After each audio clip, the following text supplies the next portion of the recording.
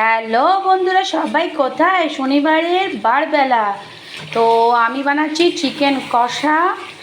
আমি এসেছি দিদির বাড়িতে, তাই বানাচ্ছি চিকেন কষা। কেন আর্টের এখন ছুটি, স্কুল পরীক্ষা শেষ, তো ওকে নিয়ে তো কোথাও যাওয়া হয় না। তো দিদির বাড়িতে এসে চিকেন কষা বানাচ্ছি। আর তোমাদের যেহেতু আমি শেয়ার করেছিলাম যে আমার দরজাটা ব্যালকনির ভাঙা, বা আমার দুটো ঘরে তিনটেই দরজা ভাঙা, তো পয়সা না আসলে আমি বানাতে পারবো না। তো সুমিত সিং আমাকে 8,000 টাকা আমার অ্যাকাউন্টে পাঠিয়ে দিয়েছে। তো এখন ওই দাদাকে ফোন করব যে দাদা এসে দরজাটা লাগিয়ে দিয়ে যাও।